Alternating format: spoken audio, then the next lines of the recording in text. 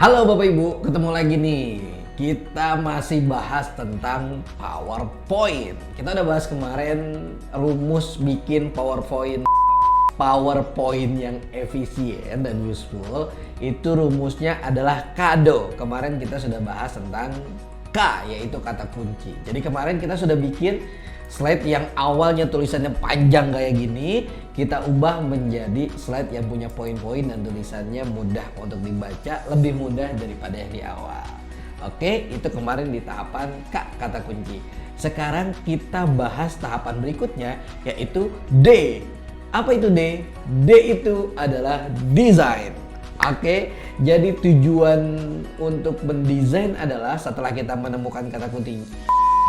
Setelah kita menemukan kata kuncinya, kita buat desain supaya tulisannya, isi slide kita itu nyaman dilihat dan lebih menarik. Oke, yuk sama-sama. Kali ini kita akan buat desain yang sederhana dan saya yakin Bapak Ibu bisa ikut semuanya di rumah. Oke, langsung aja kita buat desainnya.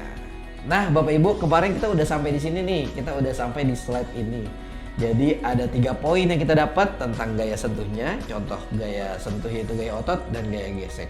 Nah, dari poin ini sebenarnya mana sih yang paling pas kita tetapkan sebagai judul atau headline utamanya? Yuk kita baca lagi.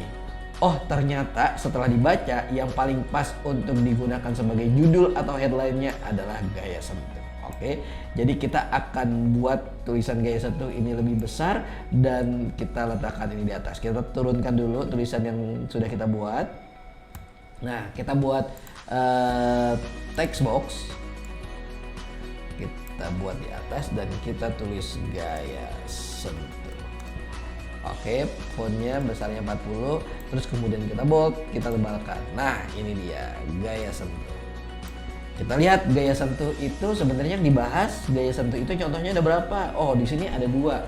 Berarti supaya lebih memudahkan kita buat poin, kita buat angka, number supaya nanti anak-anak atau audiens kita itu lebih mudah untuk melihat. Karena ada 2, kita buat dulu angka satunya. Angka satunya kita buat manual dengan cara menggunakan text box. Nah, kita buat manual dengan menggunakan text box, kita tulis angka 1. Kita buat lagi text boxnya untuk menulis gaya yang pertama apa sih yang mau dibahas, itu gaya otot. Kenapa harus pakai text box? Kenapa perlu pakai text box Bapak Ibu? Supaya memudahkan kita untuk nanti menggeser-geser tulisan supaya nanti tulisannya lebih indah dan lebih nyaman untuk dilihat. Oke, kita tulis yang pertama gaya otot. Oke, ini yang pertama. Terus kemudian kita buat lagi penjelasannya. Untuk gaya otot penjelasannya di bawahnya. Oke, kita buat text boxnya. Kemudian kita copy paste. Tadi data yang sudah kita punya kita copy paste. Terus kemudian kita paste di sini. Oke, kita buat tulisannya jadi lebih besar. Kita buat besarnya kira-kira berapa ya? Oke, segini cukup gak ya gaya otot. Nah, lihat. Nah, gunanya text box kita bisa gampang nih untuk menggerakkan. Jadi yang bawahnya nggak ikut. Tapi kalau seandainya kita menggunakan semuanya dalam satu text box, itu nanti kita agak kurang fleksibel untuk menggerakkan. Mana yang mau kita lebih besar, mana yang mau kita highlight, mana yang mau kita jauhin, mana yang mau kita deketin. Jadi ini memudahkan kita untuk menggerakkan poin-poinnya. Oke. Nah, ini gaya otot. Kita buat juga lebih besar dengan di bold. Nah, ini dia. Bold itu bisa dengan menggunakan ini atau Ctrl B. Terus ini juga karena tadi ini masih di bold, kita tipiskan. Nah, ini dia gaya otot.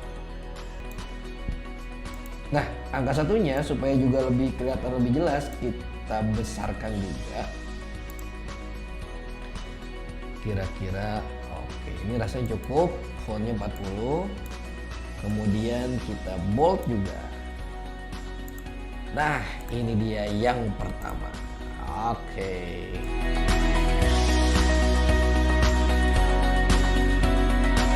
Dan panduan kita hilangkan.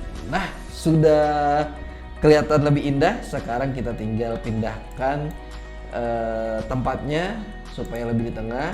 Kenapa di tengah? Karena fokus mata kita pertama kali melihat slide pasti melihat yang di tengah. Maka kita buat ini supaya lebih di tengah. Oke, gimana? Bapak Ibu sudah lihat bedanya antara tadi sebelum kita desain bentuknya seperti ini, setelah kita desain bentuknya berubah menjadi seperti ini. Sudah lebih menarik dan lebih nyaman kan untuk dilihat? Yuk sama-sama kita lihat dari awal. Sebelum ketemu kata kunci masih bentuknya tulisan panjang seperti ini. Setelah ketemu kata kunci dihapus, kemudian jadi poin-poin. Setelah didesain bentuknya jadi lebih indah. Nah, di video berikutnya kita akan sampai tahapan lanjutan, yaitu sampai di tahapan O.